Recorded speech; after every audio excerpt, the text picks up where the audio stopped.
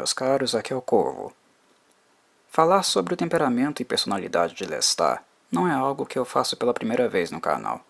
Há muitas considerações sobre ele distribuídas nos vários vídeos que publiquei sobre as crônicas vampirescas, que enfatizam as motivações do vampiro francês e o que possivelmente poderia servir de fonte elucidativa para o seu comportamento autocentrado, claramente narcisista. Porém, eu cheguei à conclusão de que talvez fosse oportuno confeccionar um vídeo sucinto, onde algumas dessas impressões pudessem ficar registradas para apreciação. Sendo assim, este é, portanto, o meu objetivo aqui. Para aqueles que me escutam falar sobre a obra de Anne Rice, não é novidade para vocês que Lestat, embora seja o personagem mais amado pela autora, esteja longe de ser um dos meus favoritos. O que, obviamente, não me faz gostar ou apreciar menos a obra dela. Ela escreve tão bem, com tanto arrojo e apurado senso estético, que há muito mais nos livros para podermos conhecer e apreciar. Mesmo que Lestat seja o centro da obra e a estrela da autora, há uma infinidade de outros elementos disponíveis. Eu sou o perfil de leitor que está aqui por causa destes outros elementos, principalmente. Dito isso, não quer dizer que eu ache Lestat um personagem ruim, definitivamente não é o caso. A questão é que, como todo narciso, algo que Lestat é, a necessidade de se autoafirmar o tempo todo, e ainda por cima com a ajuda da autora, é algo que torna a leitura um pouco cansativa para mim em alguns momentos, e assim eu preciso dar um tempo e consultar trechos da obra onde ele não esteja sendo colocado em um pedestal. Embora eu goste muito de Anne Rice, este apreço não é de ordem platônica. Nunca foi algo incondicional. Se por um lado eu aprecio a honestidade e sinceridade da autora, que nunca escondeu sua predileção por Lestat, por outro eu analiso que a projeção amorosa dela, todos os sentimentos que ela deposita no personagem, é algo um pouquinho além da conta para o meu gosto. Mas isso não me afasta da obra, apenas me deixa mais interessado em outros personagens. O fato de ter criado tantos personagens bons e marcantes me faz avaliar que ela poderia ter dado a eles um pouco mais de atenção ao invés de centralizar tudo em Lestat, e sem necessariamente escrever um livro à parte para eles, como normalmente ela faz. Distribuir um pouco o protagonismo é algo que teria ajudado não apenas os personagens secundários, mas também o próprio Lestat. Teria deixado-o menos caricatural. Dito isso, se não fosse caricatura, não seria o Lestat, certo? Quem aprecia o Lestat gosta dele em virtude disso. E tudo bem gostar. E também não gostar. Nem todos têm de beber da mesma xícara de chá ou do mesmo cálice de sangue, como queiram. O amor platônico da autora e a necessidade constante de atenção fizeram de Lestat um personagem excessivamente pedante, o que chega a ser caricato e cômico visto o nível de poder assombroso que ele possui. E isso também nos diz muito sobre ele, como o ego dele é frágil. Por mais que num primeiro momento pensemos que o narciso, pelo amor excessivo à própria imagem, seja uma pessoa totalmente segura e inabalável, isto está longe de ser verdade. Porque a qualquer ameaça ou fragilização desta autoimagem que o narciso cria para si, ele ficará emocionalmente desequilibrado e enfrentará crises mentais muito fortes. E é o que vemos acontecer a Lestat com bastante frequência. Mas poderia ser diferente? Creio que não, devido ao modo que Anne Rice escreveu sua história e enumerou os seguidos traumas e frustrações que ele enfrentou na sua juventude. Não foi por acaso que o ego de Lestat se tornou gigantesco. Ele não poderia ser diferente devido ao modo como a autora, sua mamãe Anne Rice, o escreveu, criou e educou. Obviamente estou falando em sentido metafórico, não levem minhas palavras no sentido literal. É apenas um modo de ilustrar minha percepção enquanto leitor. De qualquer modo, estamos falando de criador e criatura, como também de todas as expectativas que são depositadas pelo autor no seu bebê. Se Lestat fosse realmente um filhinho de Anne Rice, sem sombra de dúvida, ela seria uma mãe coruja e super protetora com ele. Aquela mãe que observa o filho enquanto os olhos brilham e a baba escorre pela boca. Ela ama muito este personagem. Até mesmo o chamou de príncipe, não é verdade? Paparica-o a ponto de não inserir na sua configuração mental e educacional qualquer tipo de censura. Alguns poderão me questionar. Ora, Corvo, mas os demais personagens censuram Lestat. E sim, é verdade. Mas creio ser pertinente notar o modo como a autora o escreve, pois mesmo quando outro personagem o está censurando, tudo ainda se resume ao Lestat. Se não se resumir, o Lestat dará algum jeito para que isso aconteça. Quando ele está em cena, procura monopolizar a atenção, e se não conseguir de início, passará a tentar fazê-lo desesperadamente, até mesmo de forma disfuncional. É como a criança que faz xixi na roupa ou tira notas baixas na escola, que desenvolve comportamentos inadequados para que os pais, sempre ausentes, passem a prestar um mínimo de atenção nela. Muito me agradam os momentos onde Lestat sai um pouco de cena, pois são neles que podemos conhecer e sentir um pouquinho mais de protagonismo nos demais. Se Lestat está em cena, Anne Rice dificilmente escreve de forma a não tornar o assunto ou o drama momentâneo algo sobre ele. Lestat sempre bate o pé, querendo atenção. Ele lê o livro do velho amante, Louis, e decide escrever um melhor, pelo menos na cabeça dele, porque é algo insuportável para Lestat que a última palavra não seja a dele. Isso quer dizer então que o livro O Vampiro Lestat seria uma forma de Lestat forçar a sua versão dos fatos? Absolutamente não. Não é o que eu estou dizendo. E seria injusto porque o livro de Lestat em si não é a história de Louis recontada segundo o olhar dele. Ele apresenta muita coisa nova, reveladora e também serve como uma forma do vampiro tentar justificar as merdas que fez com Louis e Cláudia. Dito isso, não podemos negar que há ali, no momento da escrita de O Vampiro Lestat, o elemento da vaidade. É óbvio que há. Louis fez algo sumariamente proibido, chocante para os costumes vampirescos. Os holofotes estavam nele, e Lestat, por ego e vaidade, também escreveu O Vampiro Lestat como forma de voltar a ser o centro das atenções. É interessante notar que Louis não faz a menor questão desta atenção. A motivação dele ao relatar sua história para Daniel Molloy era de outra ordem, embora ele também conhecesse os riscos e tenha feito mais uma das inúmeras burradas típicas da sua assinatura.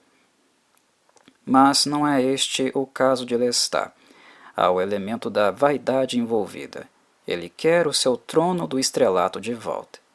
E Anne Rice dá tudo isso a ele. Dá toda a atenção e o deixa fazer o que quiser. Quando a mamãe vampira, a caixa, a rainha dos condenados, a fonte despertou, a toda e poderosa rainha dos vampiros, Lestat também foi a fonte da sua atenção. Percebem? Há uma série de condicionamentos e centralizações no personagem. Volto a repetir. Anne Rice não esconde isso e nem tenta se justificar. Ela nunca disse o contrário. Ela criou um personagem egocêntrico, cheio de si, excessivamente poderoso e idealizado. E abertamente optou por fazer o universo das crônicas girar em torno das sandices, desejos e pirraças do mesmo. E como bem sabemos, quando uma criança é educada nestes moldes, fatalmente ela se torna mimada. E tardiamente vai se tornar um adulto que lida muito mal com a frustração. Torna-se alguém que desenvolve uma baixa tolerância ao fato de ser contrariado, e em virtude disso, mantém em sua configuração mental as reações e comportamentos infantis. Psiquicamente, a criança mimada responde mal ao fato dela mesma não ser o centro das atenções o tempo todo. Responde mal quando suas expectativas e desejos não são atingidos da mesma maneira que ela esperava. Seu comportamento se torna agressivo e irritadiço, mediante a frustração. Em longo prazo, também não é raro o aparecimento de comportamentos obsessivos derivados de um antigo trauma, que foi tão impactante a ponto de causar um ressentimento difícil de superar. Estão conseguindo enxergar muito do Lestat nessa descrição, não é? Aposto que sim. As origens de Lestat são importantes de colocar na equação porque, como sabemos, o momento do abraço das trevas e a constituição física e mental do ser humano, naquele momento, tende a permanecer após a morte e o renascimento para o vampirismo. É como se fosse uma marca complicada de apagar. E no caso de Lestat, ele vivia o ápice da sua juventude naquele momento. Tinha finalmente saído de casa, abraçado o clímax da sua rebeldia e sentia-se, mesmo que de forma ingênua, livre e totalmente dono de si. Além disso, contava ainda com o seu adorado Nicolas de Lefant a seu lado. Isso pulsava de maneira muito intensa nele. É quando ele foi encontrado pelo vampiro Magnus, o poderoso vampiro que fez uma cisão, um corte abrupto neste momento que Lestat estava vivenciando. No clímax da juventude, saudável e amado por aqueles que o cercavam, Lestat passava por um momento muito comum na vida de todas as pessoas, quando são jovens. A sensação de estar no seu melhor momento, de ser intocável e de ter todo o futuro pela frente. É claro que a juventude não é só flores e não se resume a esta confiança excessiva e positividade ingênua, mas a imaturidade desta época comumente propicia experiências com estes traços e contornos. Lestat pulsava forte, se sentia mais vivo do que nunca, e Magnus abruptamente, sem pedir licença, tirou isso dele. É como se o vampiro ancião, no exato momento em que Lestat acreditava ser invencível, tivesse pegado sua cabeleira loira e esfregado sua cara na lama. É como se Lestat dissesse: "Eu sou o rei do mundo", do mesmo modo ingênuo que Leonardo DiCaprio fez no filme Titanic, e Magnus aparecesse logo em seguida para lhe passar não apenas a rasteira, mas para quebrar suas pernas. Quebrar de forma brutal toda aquela confiança, segurança e convicção.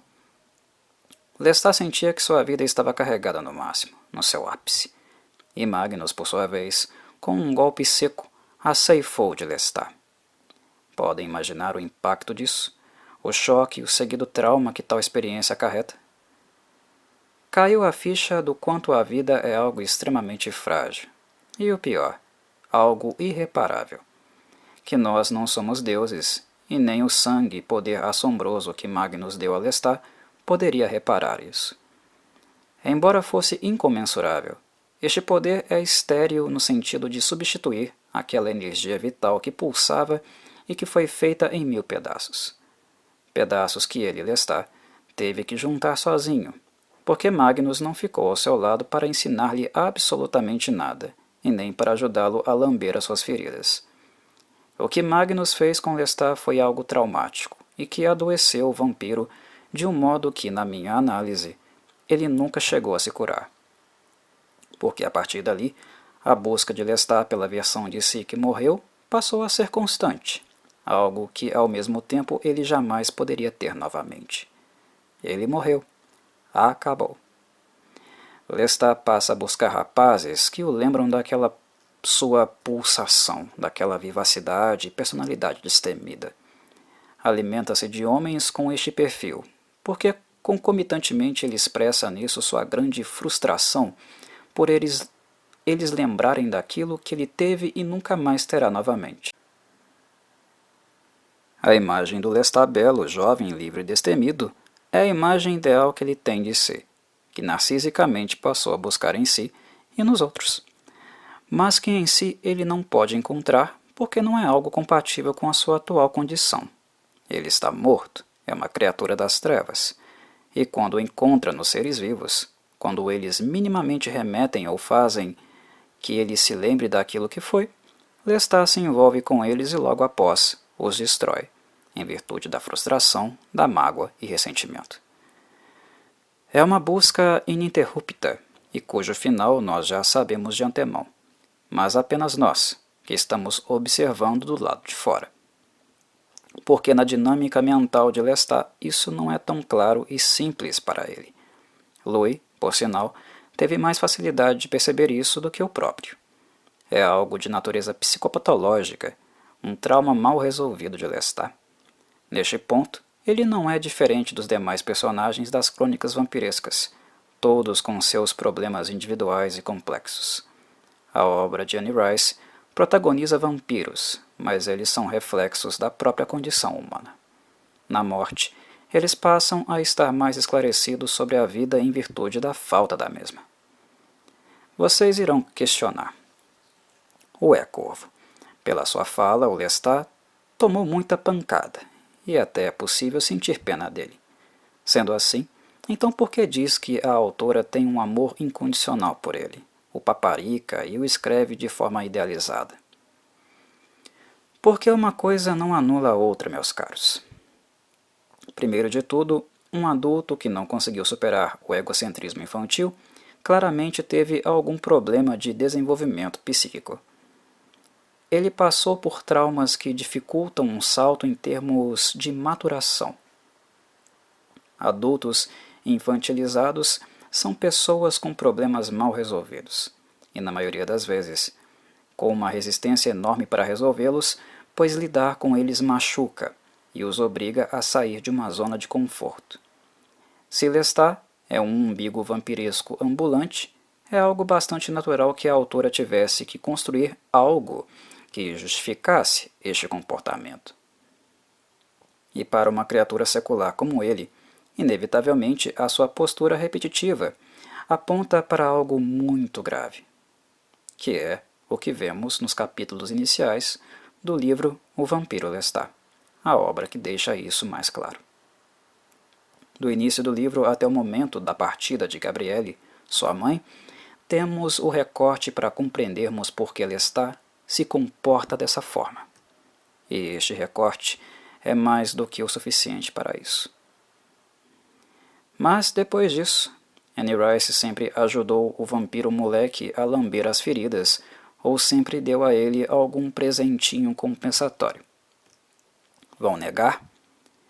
Ele tomou muitas pauladas no princípio. Ela bateu forte. Mas no decorrer da obra, virou um morde e assopra. Na linha histórica dos acontecimentos futuros, ela ficou mais superprotetora com seu filhote. Ela ainda bateu nele, como, por exemplo, no momento em que Cláudia e Louis tentam matá-lo e o afundam no pântano de New Orleans. Mas de antemão, nós já sabemos que, quando algo desse tipo acontecer com Lestat, não será algo que irá durar muito. Anne Rice padece com estas cenas. É tipo aquela avó que mima o neto, que a mãe diz que não vai comprar o doce e a avó compra, esconde no bolso da criança e diz para não contar que ela deu. Em outras palavras, no decorrer da obra Lestat ainda é punido, mas sempre contaremos com alguma medida preventiva da autora que o fará renascer mais brilhante popstar do que jamais fora. Afinal, ela fez dele seu príncipe. Isso particularmente nunca me agradou, porque o melhor momento da história de Lestat, na minha avaliação e gosto, foi justamente com aquilo que vemos acontecer no princípio do livro O Vampiro Lestat. Golpes que ecoam, deixam marcas e criam verdadeiramente um drama complexo. É o que na minha avaliação fez dos primórdios da saga os melhores momentos de Lestat, porque o material que acompanhamos ali é denso. Não existe nada paliativo.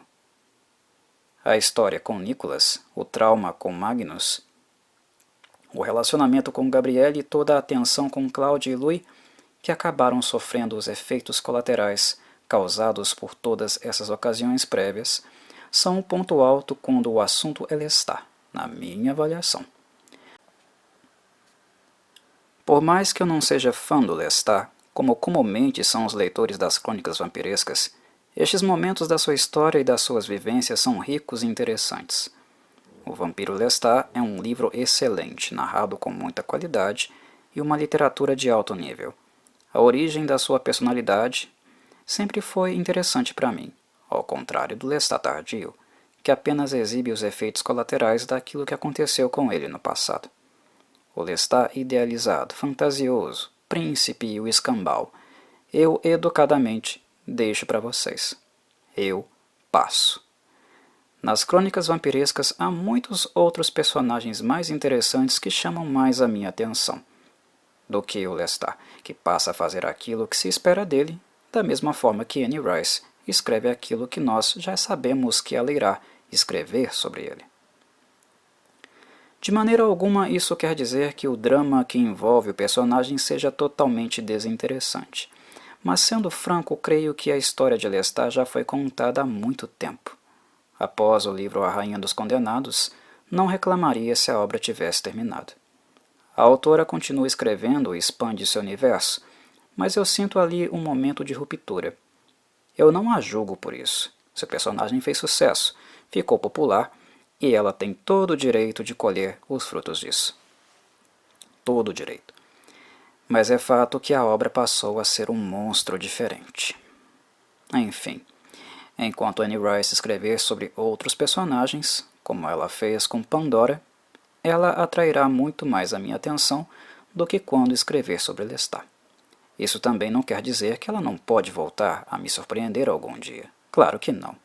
E espero que isso aconteça, caso ela continue escrevendo outros livros das crônicas vampirescas. Não que eu sinta necessidade, mas se houver, eu lerei sem problemas. Um abraço, meus caros, se cuidem e saudações corvídeas.